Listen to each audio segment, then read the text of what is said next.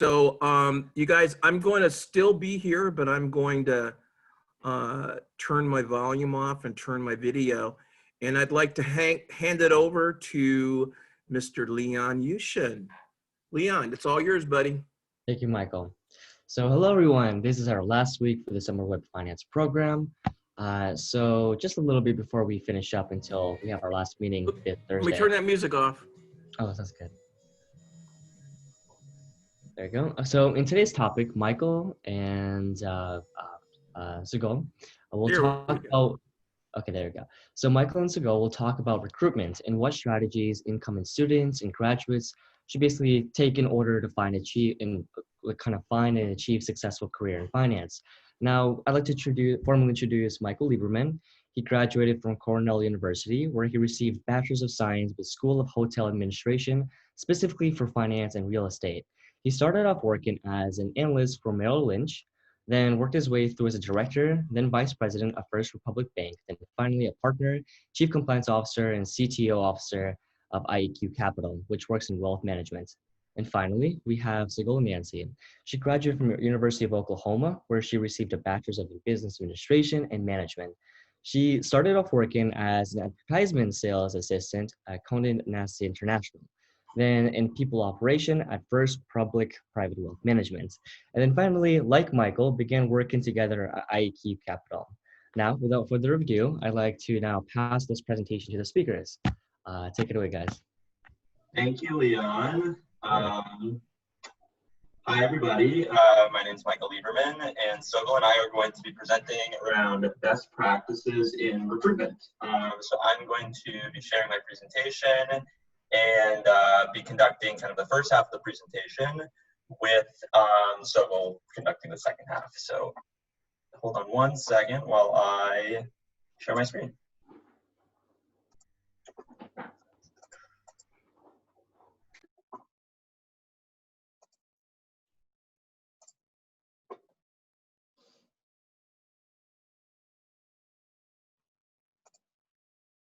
One second, sorry.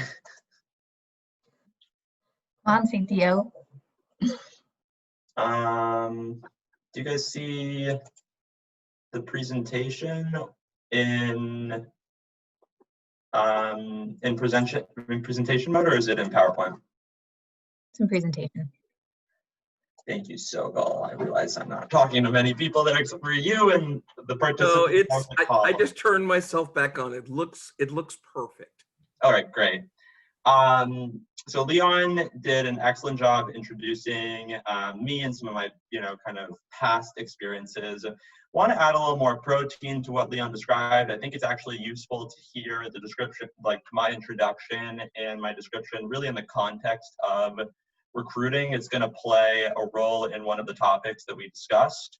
And before I do that, though, let me kind of just go over what we are going to be talking about today. First, we'll give you some introductions about ourselves. Then we're going to talk about how to start the search, how to really begin and, start to actually conduct the recruitment process. Thirdly, we're going to discuss your networking abilities and the importance of networking. We're also going to go through the importance of the elevator pitch. We are then going to review specific do's and don'ts with respect to building a resume. We'll touch on what to expect kind of high level in a recruitment process.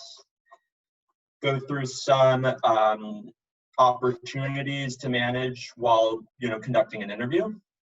And finally, round it out with some resources to share with you and offer you a time at the end for questions. And that being said, if you have questions, feel free to, I think, bring them up in the chat is probably the best way to do it. Actually, Michael, if they could put them in the Q&A. The Q&A, yeah, okay. I'll keep the Q&A open for myself there.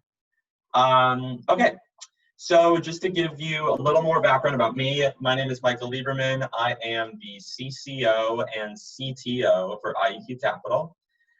I began my career on the desk, covering clients, working with portfolios, and what I found was that I liked solving big problems and trying to answer core questions around growth and operations.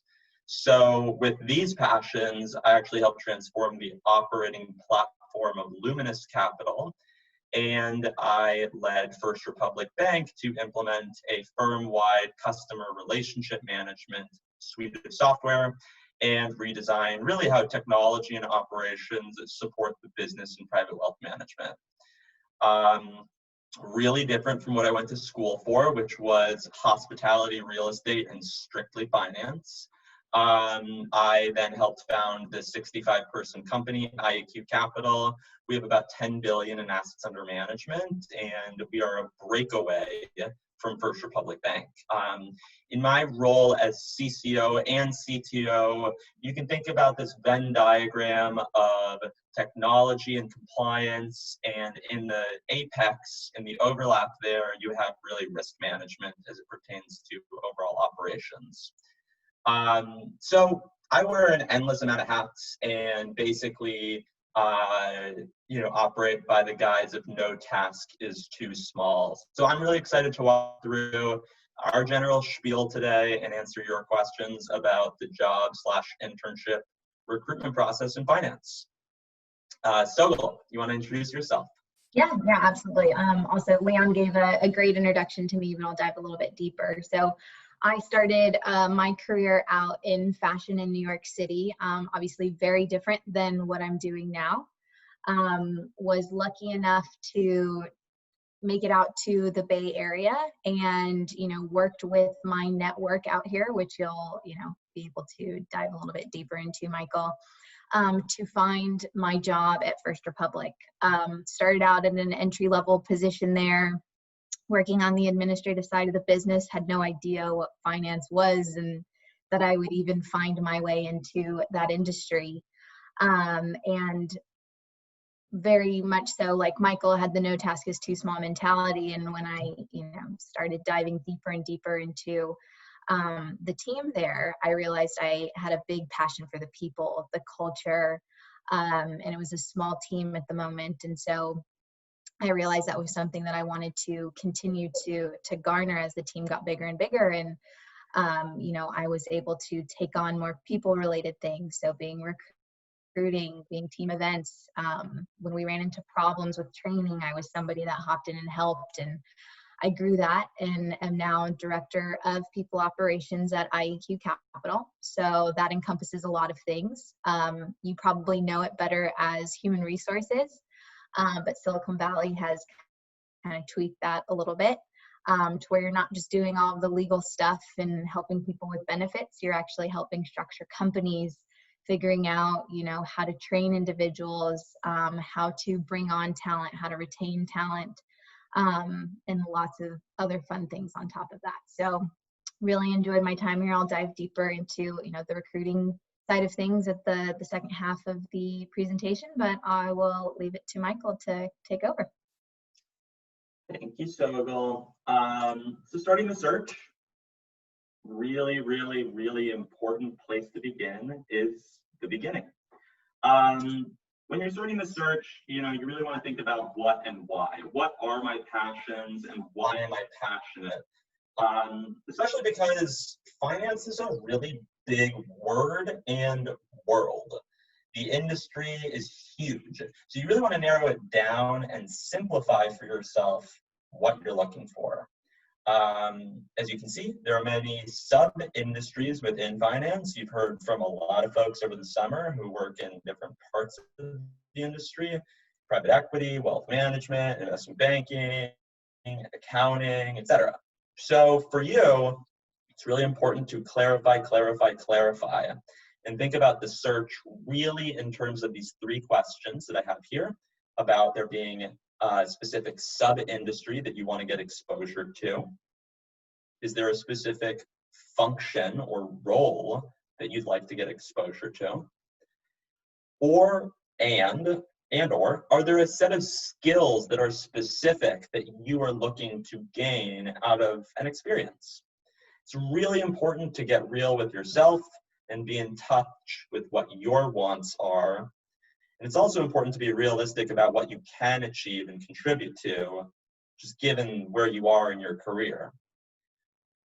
I think that when thinking about your future career, these internship opportunities that you have are obvious ways to figure out what you like, and really, really, really importantly, figure out what you don't like.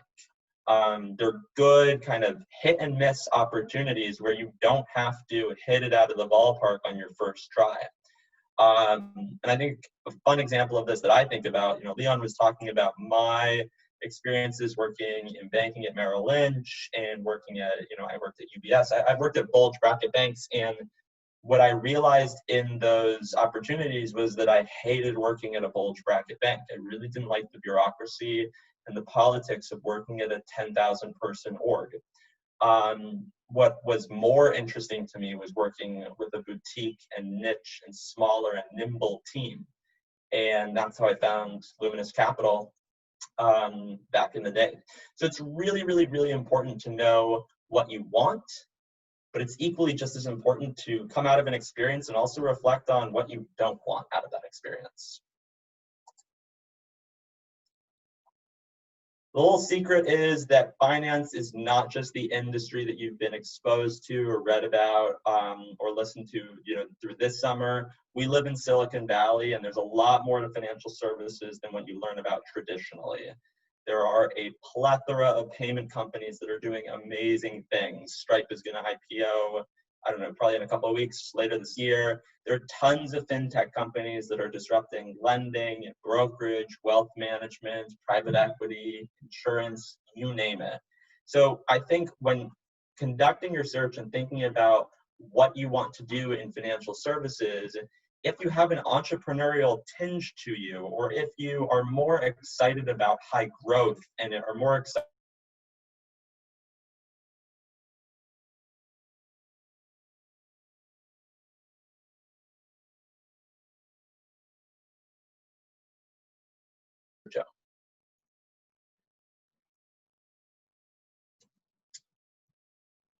Throughout the search, it's also important to be the same professional and organized self that you aspire to be when you actually have that job or internship.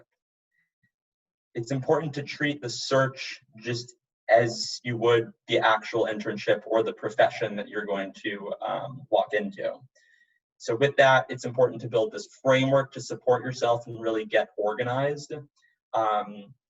You need to stay organized when you're applying for lots of jobs and interacting with tons of different companies. I recommend creating an Excel spreadsheet with each tab corresponding to different companies, the different rows corresponding to the contacts that you've made, and columns on that spreadsheet that speak to conversations and notes that you've had in those interactions. Hey, Michael. Yeah. Can you explain, I know what it is, but it's something that I've learned recently, but what does it mean to be a disruptive company? Got it. I think that there are a number of different ways in which you can think about it, but the most clear-cut way to think about a disruptive company is they are new, they're not legacy, they probably have a different way to do something. So in the case of wealth management,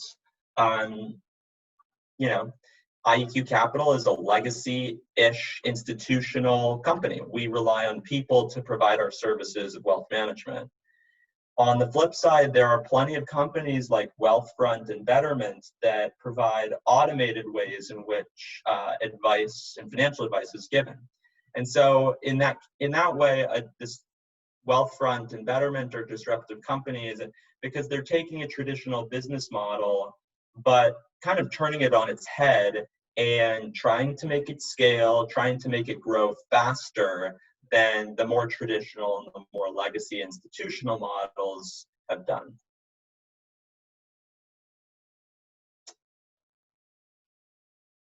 When thinking, though, about how to be organized with the job search, it's just really, really, really important to know who you've talked to and what you learned from those discussions and what you got out of those discussions.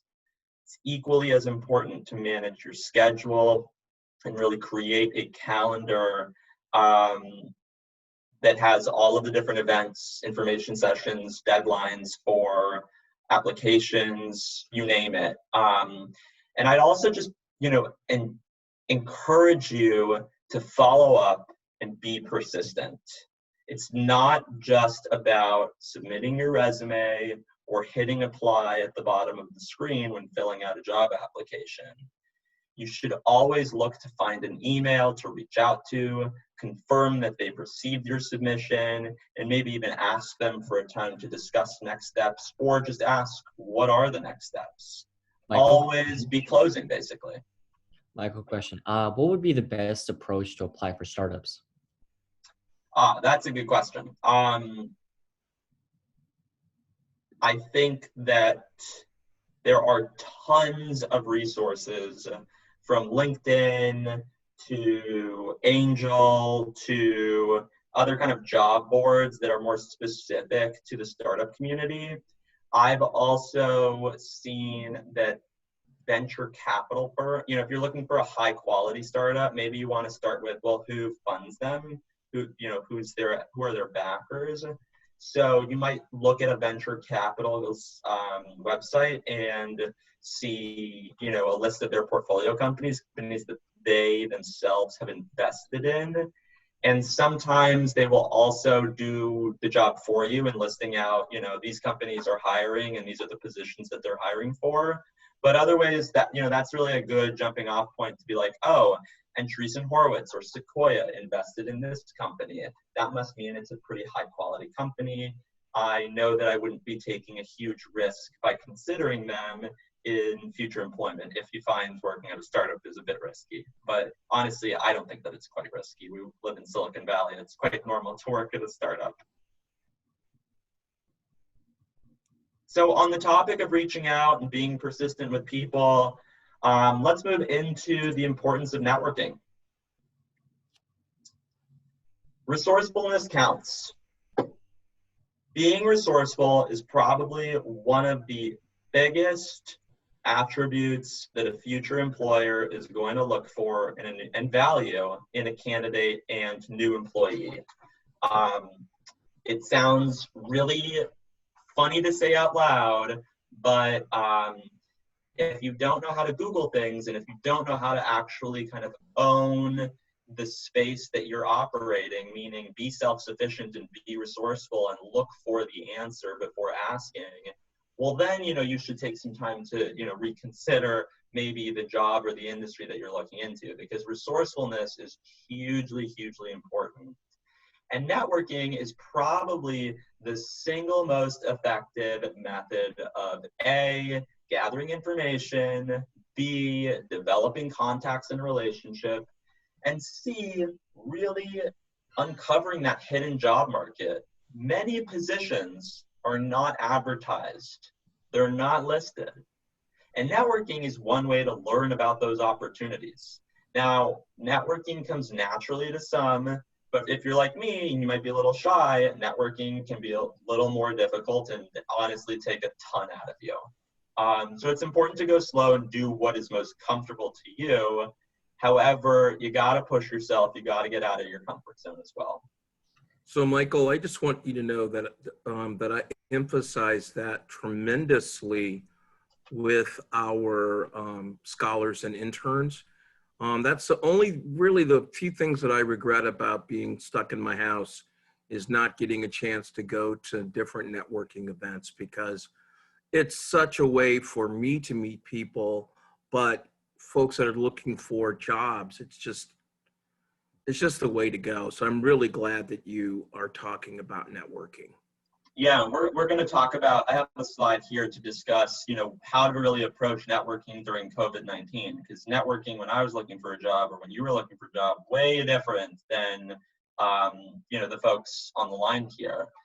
It's very, very difficult for me to even wrap my head around what, you must be going through.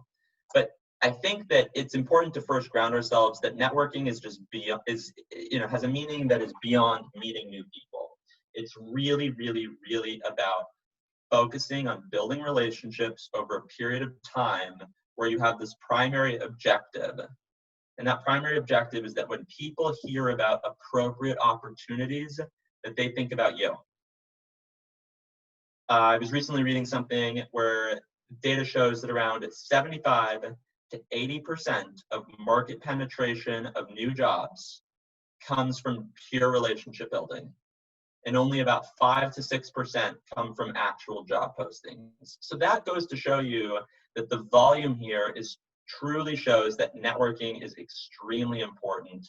And the best reason here for building relationships, it's about making direct contact with a decision maker. You know, love Sogoal, no offense to Sogoal, but a decision maker has a lot more clout and almost always has a greater opportunity of success for you as an applicant than just reaching out to, you know, someone in HR or someone in people. Reaching out to that decision maker has the benefit of a personal contact, really, rather than just being another resume in the pile. Another reason why networking is just beyond meeting new people is that it's an opportunity for you to get unexpected and new information. Everyone loves to talk about themselves. I do. You never know what you're going to hear, though, from the other person, and you're never going to know if what you hear is a good idea or not. And so it's really important for you to, when you're networking, think about that other person who you're talking to and really ask them how that person got to where they are today in their career, because you really might be surprised with their answer. I think most people are surprised in the answers that maybe Sogoal and I give in how we describe our careers, just because we didn't start off kind of in that linear path to where we are today. So listening for new ideas, focusing on relationship building, and really making relationships with those people who can make decisions, those are really, really, really beneficial. So to Michael's point about networking in COVID and shelter in place, whatever you want to call this time period, it's really hard. So what do you do? What could you possibly do? There's no denying that graduating, launching a job search in the middle of this pandemic is tough. It's now really time for you to build your network and connect with classmates, with mentors and friends, reach out to people, see how they're doing. Take the time to ask about their career journeys and connect in ways you may never have done before. I know right now, just working remotely within the 65-person company and also just the functional roles that I have, these types of video connections are more important now than ever. And so they may seem awkward in the grand scheme of your networking, but I truly believe that they will be impactful. Also hone in on you. Take this time to look at building yourself beyond just what's on your resume. If you're passionate about an issue, write an article about it. Figure out how to get it published. If you're interested in an organization, get involved. Become an active leader. Don't just be a member. Really think about these steps where you can pay it forward. You get involved because that's who you are as a person, and good things happen because of those activities. You never know what opportunities may result. I also threw this in here. I think that you should make sure that your LinkedIn profile truly represents your brand and positions. There are tons of resources online to learn how to become a LinkedIn pro and learn how to optimize your profile. Doing your research is really, really crucial because you also just never know which companies are going through hiring freezes versus those companies that are actually expanding.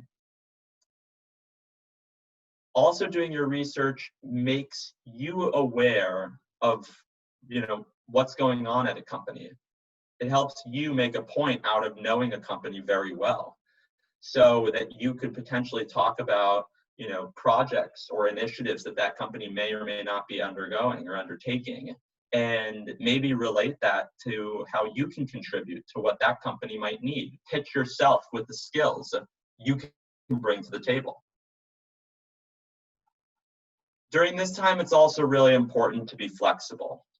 Flexibility and adaptability are equally just as important as resourcefulness is when thinking about a new job. Think broadly about the functions and the industries that you can work in, and be open to different types of opportunities. Finally, embrace resiliency. Companies are going to be looking for resiliency in their job candidates. You should be expecting to prove that you have been able to rise to the occasion, overcome adversity, and achieve success during this pandemic.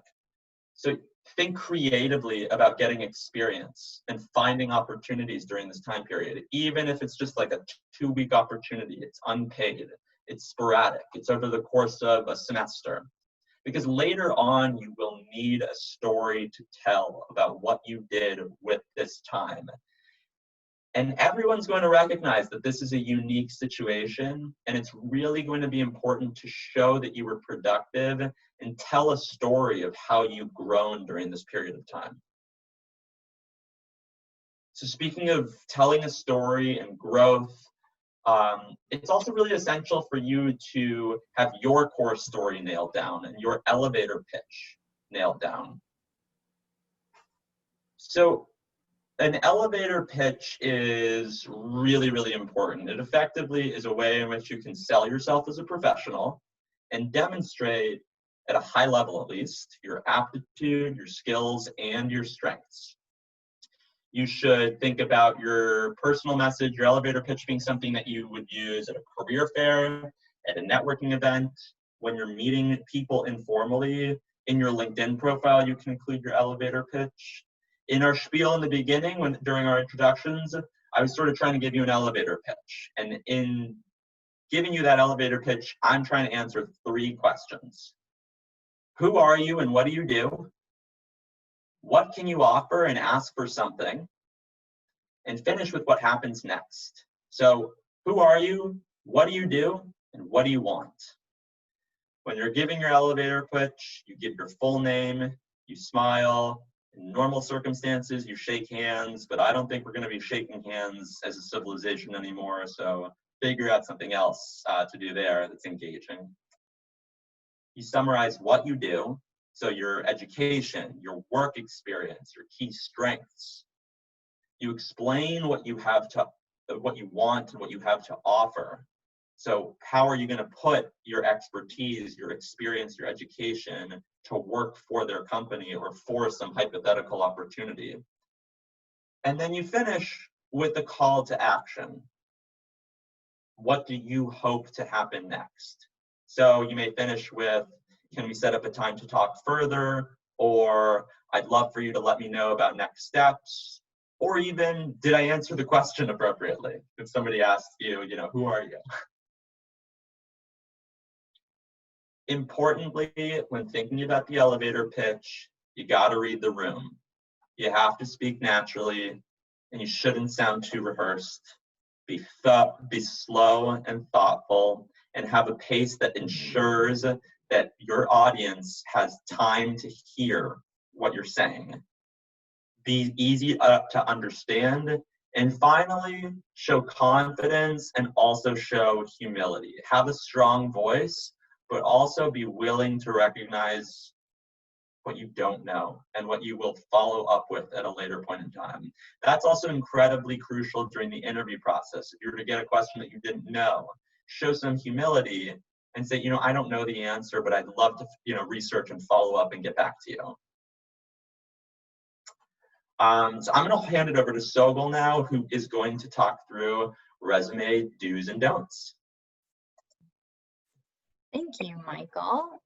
So resume do's and don'ts. Michael has a lot of good things to say about networking and how to basically get to this point. I think for a lot of you guys, Michael, if you can go back one more. Your resume is your first impression for a lot of individuals. Obviously, you are going to network as much as possible, or at least I hope so, and get the steps going for that. You're also going to be, applying to jobs via LinkedIn, via many other job boards, or through all of the VCs that Michael was talking about. If you do it that way, your resume is your first impression. And it can make or break your entire interview process. So we're going to start off by looking at a couple of resumes. You can go to the next slide, Michael. All right, so hopefully you guys can see this and hopefully there's enough people on the call. I'm hoping I can get some people to let me know what are your first impressions of this resume. Go ahead and post your answers into the Q&A function. Take a couple seconds to look at it and let me know what your first impressions are.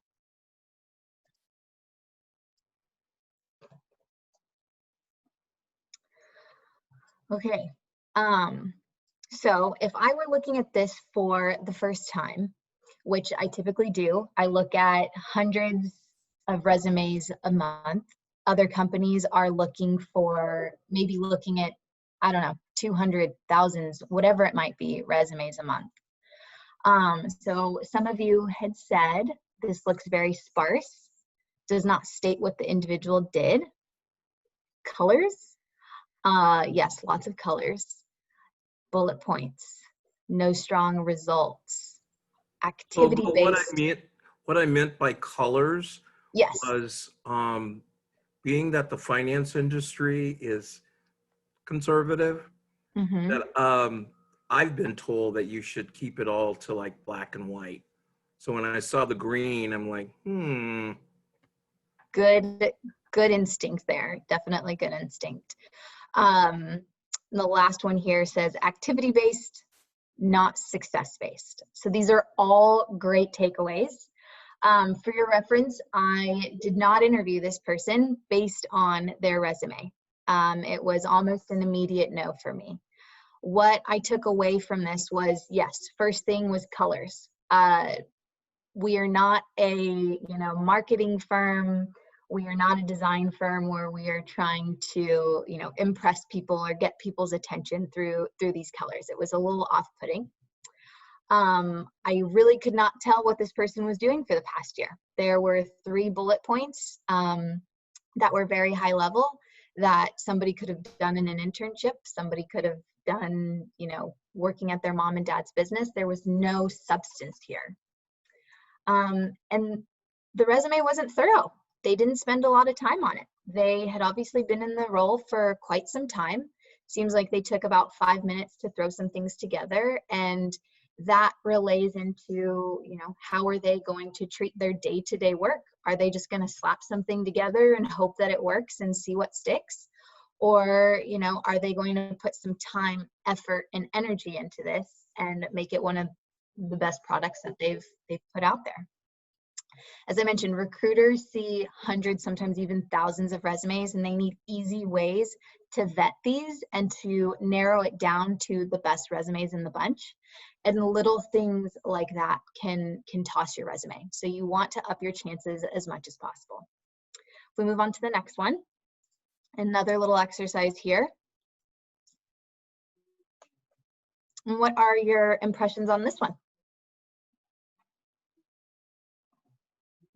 Give you a couple seconds to respond here.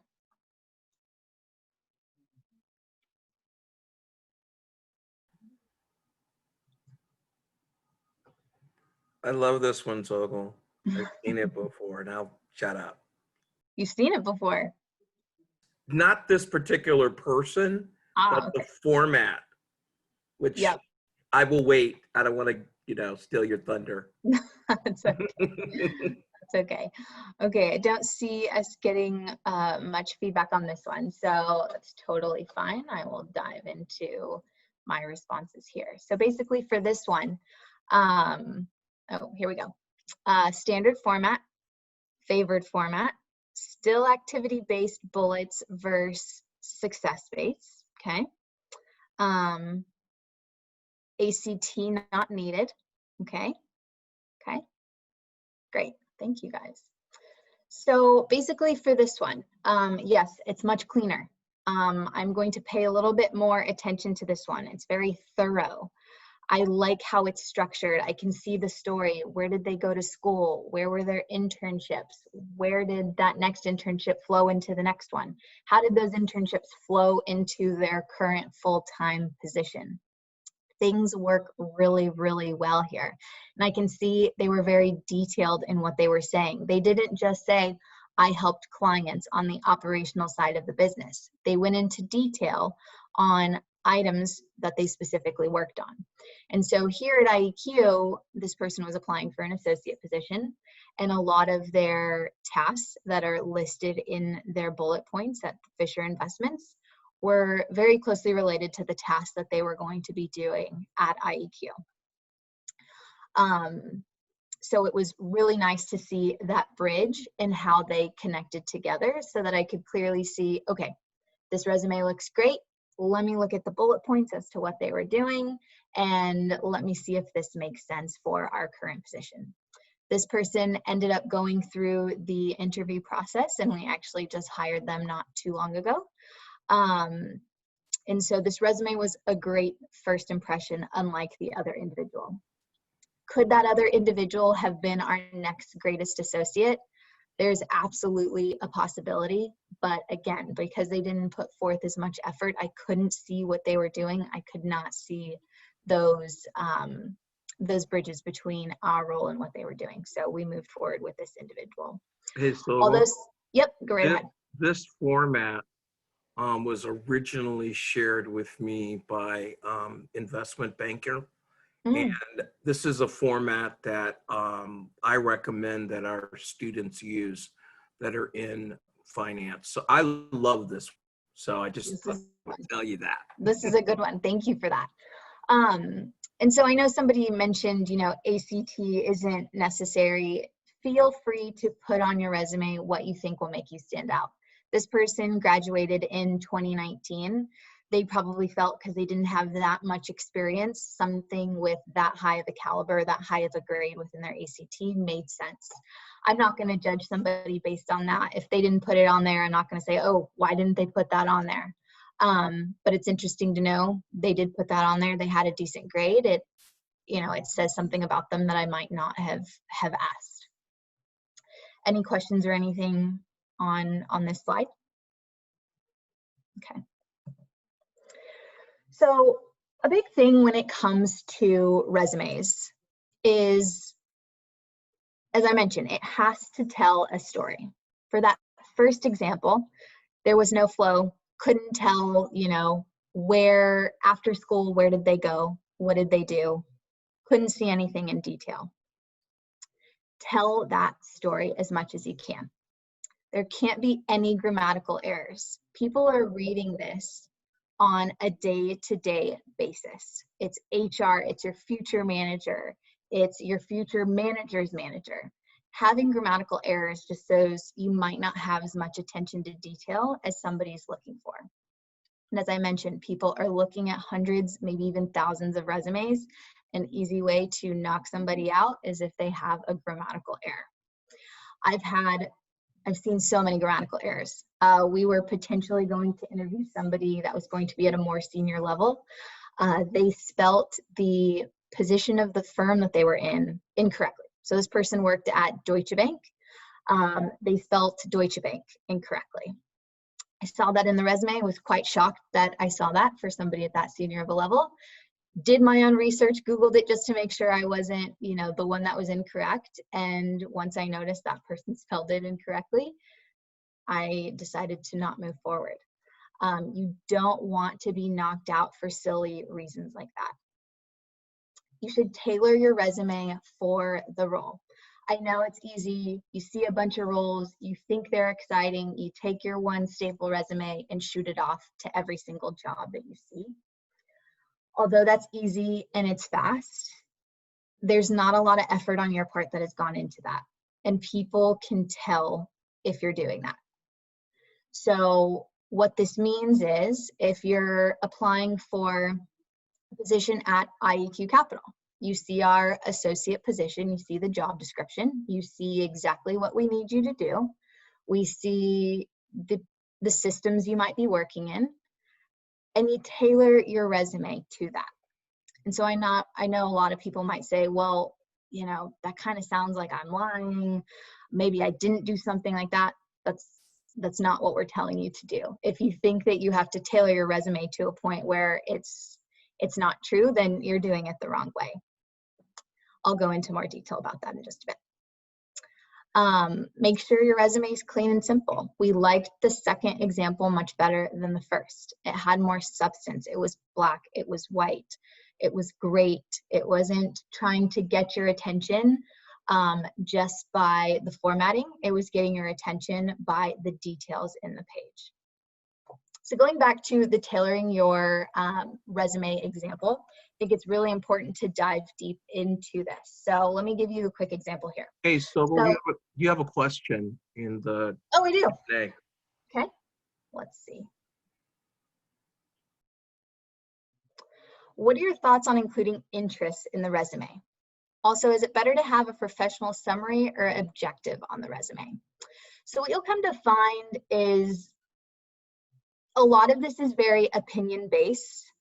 I think when you are starting out looking for a job or an internship, don't put the summary at the top. I think once you get more and more senior, it might be more appropriate to go ahead and do that, but go ahead and omit that for now, in my opinion. Interest is definitely a good thing. I like seeing that at the bottom of the page. It gives me a glimpse into, your true personality. What do you like to do? Do you like to read? If you like to read, what are those books? Are you a surfer? Are you outdoorsy? Are you crafty? It's really nice to see that. As I mentioned, it gives you a glimpse into another side of this person's personality. Hey, Sogoal, can I opine for just a quick second? Yeah, go right ahead. So like I completely agree on the interests. It's totally value add to the resume. Mm-hmm. Because you can also think about it as a good a good subject that if they're bringing up your interests during a resume, that they're kind of done going through your resume and they probably like you and they want to learn more about you as a person. So it's a good kind of it's a good subject. It's a good door to kind of creak open to softly talk about you as a person. And it's also a good indicator because that an interview is going well if that's what they're talking about. And then I don't, on this professional summary or objective on the resume, I think like Sogoal's right. You don't have to have it. I think Sogoal's also right that like nobody's going to judge you for having it. And I think it really depends on the situation. Like if there's no rhyme or reason for why you might be applying for a job, like if there's no direct connection between the job that you're applying for and maybe the experiences that you've had, try thinking about either a cover letter or having your elevator pitch, the summary of your elevator pitch as that professional summary, because it can really help bridge the gap for that reader. Okay, they had experience working for a farm. Why are they applying for investment banking job? You know what I mean? So I think that it really is kind of situational, but more often than not, you can probably leave it out.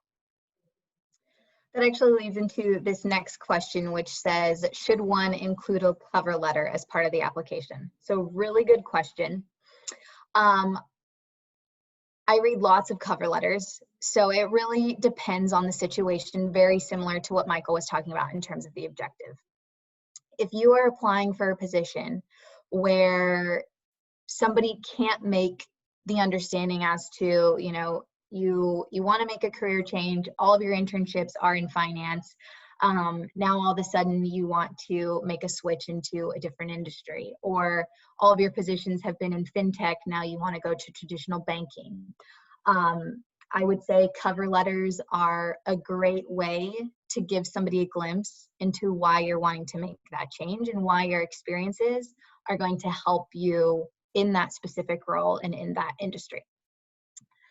Although it takes a lot of time, you need to tailor and rewrite your cover letters for each position. It's very, very obvious when you're copy and pasting, a position title and a company name and you're keeping everything the same. I've even seen a bunch of cover letters that have the right title but have the wrong company name. It really, again, just kind of knocks you out of the interview process. But it's also a way to make you stick out. If your cover letter is amazing and they can see why you're wanting to do this, it can make you stick out. It shows you're going through the extra effort to try to get this position. So I would say it depends on the situation. Doesn't need to be a part of every single one, but definitely think about it as you kind of go forward. We have 2 additional questions. Yep, I'm seeing those here. Okay. How would you answer, what are your hobbies? I'd answer that with what my hobbies are. So for instance, if I were asked that in an interview, my true hobbies right now are Netflix and crafts and reading. So, you know, they'll probably ask me, oh, what shows are you watching right now? And I go into detail about the types of shows that I've been watching, a lot of crime thrillers. Books I've been reading are also a lot of crime thrillers. I would probably dig a little bit deeper into the specific books. And crafts, you know, I am building shelves for my home on the weekends when I have some time. Be truthful when it comes to your hobbies. Don't just say, oh, I like to read. And when somebody says, oh, tell me what book you're reading, and you can't say what book you're reading. You want to be honest, be yourself. They want to get to know you and who you are. Next question. Oh, we already answered that one. Okay. Are there questions in this chat as well? I think you got it, Sogoal. Okay, great. Okay, tailoring resume, we didn't touch on that. We go back. So the tailoring your resume sample. So in a lot of internship positions, you're probably doing a lot of data entry, no matter what the system is, whether it's Salesforce, whether, oh gosh, I don't know, Adapar or Michael, help me out here. What other systems might there be? Any company that you work for, you're probably doing basic data entry. Instead of saying, you know, data entry at XYZ company, tailor it for your specific position. So if you wanted to apply for the associate position at IEQ Capital, you have experience doing data entry within Salesforce. So you could take that data entry into Salesforce and enhance it into inputted sensitive client information into Salesforce to aid in the client onboarding process. That's something that I actually did. I took that information, it was from a client, inputted it into Salesforce to help my manager onboard that client. Go into detail, understand what you're doing and why you were doing it so you can help tell that story. So say I also want to apply for a compliance associate position at XYZ firm. Doesn't matter what the firm is. That same data entry into Salesforce can now be enhanced for this specific position into inputted client information into Salesforce and maintain data integrity by cross-referencing with the original paperwork. It's the same exact task. I'm rewording it just a little bit based on truthful actions that I did within the job to make it more appealing for that new role. There's specific keywords you can use to help do that. So hopefully that makes a little bit of sense. You have to have your marketing hat on. You might have to continue to rewrite until it sounds about right, but you really should do this for the various positions that you are applying for. Okay, next one. So what to expect in the interview process? I will caveat this by saying the interview process everywhere is very, very different. But I can do a little deep dive into what we do here at IEQ and some tips that I have for you guys going through any interview process that you might come across. Okay, so no matter what interview process you're going for, be prepared and practice. I can't tell you how many times I practiced in front of a mirror. I had mock interviews with friends. I, again, practiced in front of the mirror as much as possible. I Googled random questions within, you know, how to interview, what are basic interview questions. wrote down those answers, and practiced in front of the mirror as if I were truly in an interview. Practice as much as possible. Okay, so quick overview. Here at IEQ, we start with an initial phone screen with me. I go through the resumes, I see who I think are some of the best in that bunch, and I set up a 15-minute call for them. After that, if we decide to move forward, and obviously if the candidate decides to move forward as well, you might realize in that initial phone call, after hearing what the role is and what the company is like, it might not be the right position for you. But say you do want to move forward, our team members have typically an on-site interview, but now that we're virtual, everything's via Zoom. You typically have an interview with 6 people on the team, 2 people per interview. I do my best to give the interviewer the names of who they are meeting with. I want them to make sure that they do research on the individuals that they're connecting with. I want them to know their history. I want them to know how long they've been here. Do I tell them I want them to do that research? Absolutely not. I give them all the necessary details, and it's up to them what they are going to do with that. But I do have some expectations for them. After those interviews, they potentially move on to a second on-site interview. Sometimes people call this the super day, which you'll typically find is traditional in finance. And this is a long day of interviews. You could be meeting with various members throughout the company, various members throughout the team that you'd be working with. Typically there are case studies. Here at IEQ, because we're not that big, we are 65 people, we've narrowed it down for you to actually interview with the team members that you'd potentially be working with. So you have interviews with about 2 or 3 more people. We get to have a lunch with you. We want to see what you're like in a non-interview setting. We want to make sure that you'd be a potential culture fit, but we also give you a case study. So this is where we're testing some skills. We're testing attention to detail. We're testing writing skills. We're testing your market knowledge. We're not necessarily looking for specific benchmarks. We want to see where you level out, and we want to see, you know, are you at the caliber that we think makes sense for our team? Sometimes people blow this part out of the water. Sometimes people don't do that great of a job, and we have to just weigh the pros and cons of the scorecards, basically, of the interviews before. It doesn't make sense to continue to move on with this hire. Hopefully everything works out well, and hopefully we end up with an offer. All right, some interview tips. As I mentioned, prepare and practice. Typically, the HR, the recruiting manager, will be giving you the names of those you're meeting with.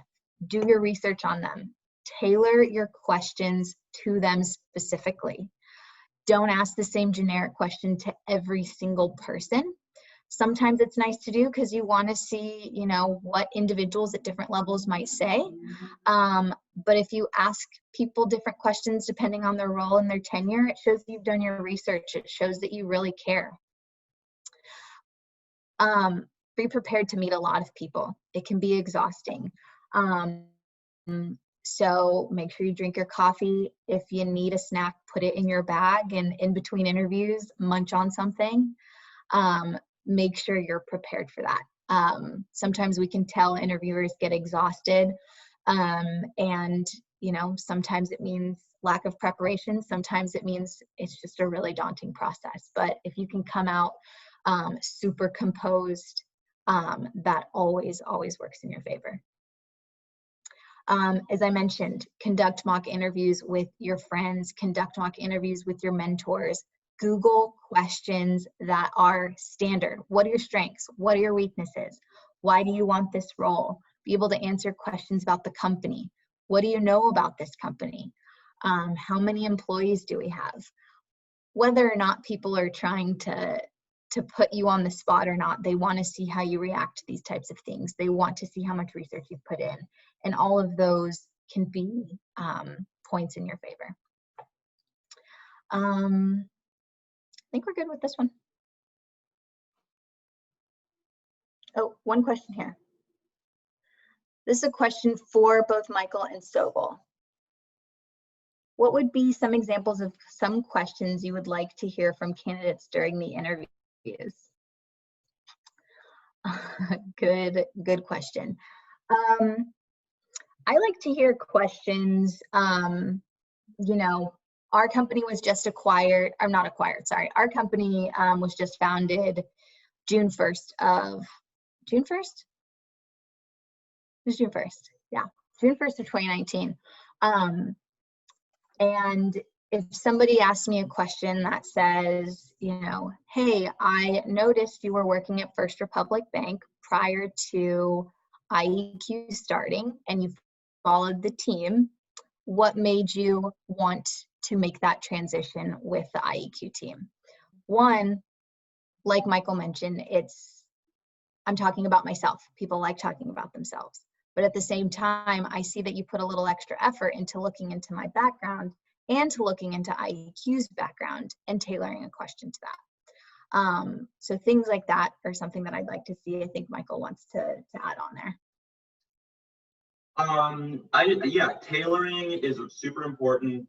Doing your research. Basically, premise number one is always come with questions. If you have no questions, that's a big mark against you. Your questions don't have to be good, but they certainly have to be questions. Tailoring your questions is very great. Love to see questions that are specific to people's background or like functional role. And I think it's also just important for you to demonstrate that you've been listening. So, maybe, I heard that I heard you emphasize this in, the course of our interview. I'd love to hear, your perspective on how you've been able to really hone in on being an expert in this, while you've been at IEQ Capital. Demonstrate that you've been listening and follow up with that. Yeah, I touch on a couple more questions in the next slide, and I know we're a bit over in time, so I'll wrap up here pretty quickly. So high-level interview tips. I broke this down into 3 sections for you guys. The pre-interview. Again, I can't say it enough. Research the company no matter what stage you're in. So if you are having an initial phone call with somebody in HR, don't say, oh, I don't really have to do my research just yet. I'll get a lot of information from this initial phone screen. I wouldn't assume that's the case. Again, if we have to figure out, we're getting lots of people in the door and I need to find an easy way to kind of cut down the individuals that people are meeting with, I'm going to push the ones through that have showed they've done a lot of research already. So no matter who you're meeting with, make sure you're doing your research. Again, research the ones that you're meeting with. I've already touched on that, so I won't go even deeper. But create a list of thoughtful questions for each interviewer. So don't only, prior going into the interview, as I mentioned, figure out their background and tailor the questions to them. Some examples are here. Another good one that I actually like is, how would we potentially be working together? It's really good for you to see, this person that you liked in the interview. Are you going to be working with them in a one-on-one capacity? Are you going to be working with them every day? Or are they in a completely different department and you'll never see that person again? It's really interesting to see who you'd be meeting with in that sense.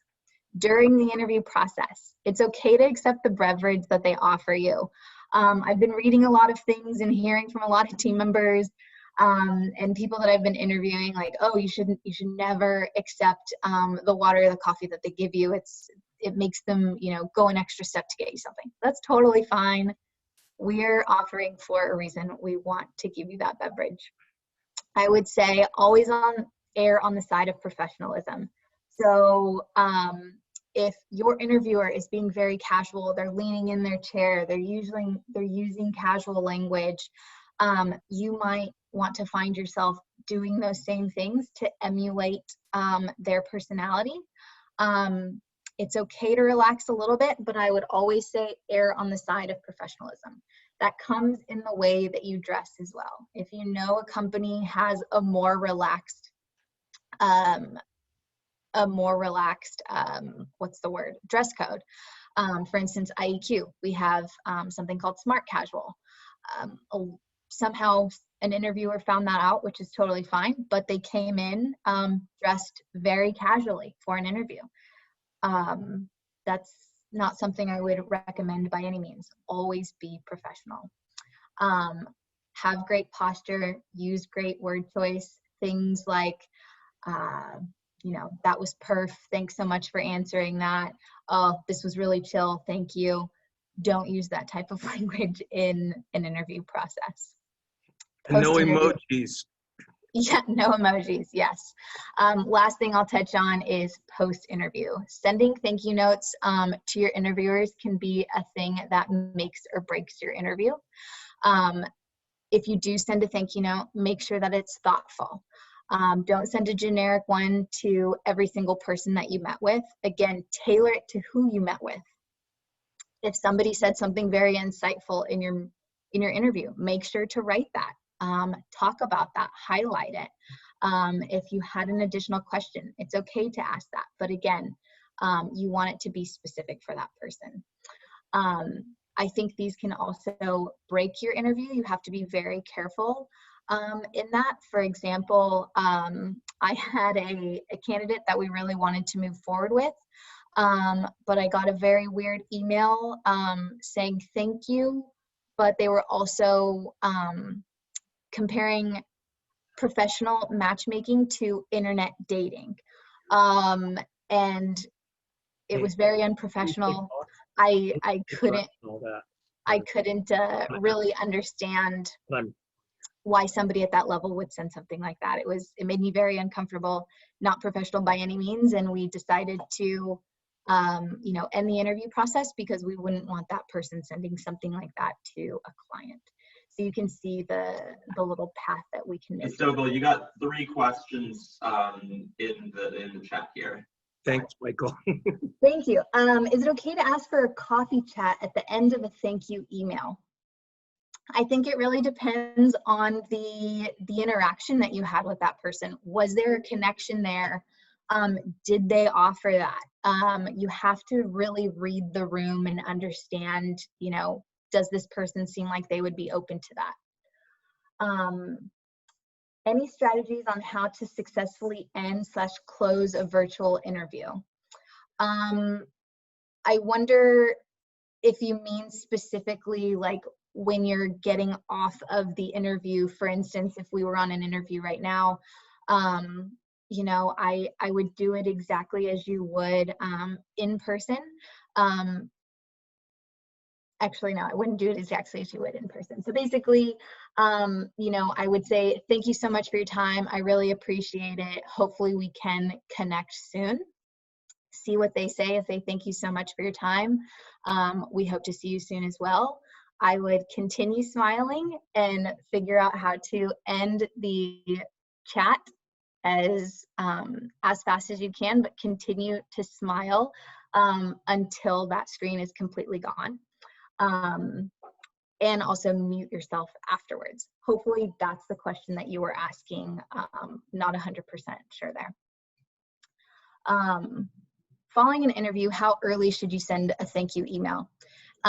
It should be within the same day. I wouldn't send it the following day unless, you know, something happens, you have an interview at 5 and you want to send one the following morning. That's totally fine. Make sure it's within the next 24 hours.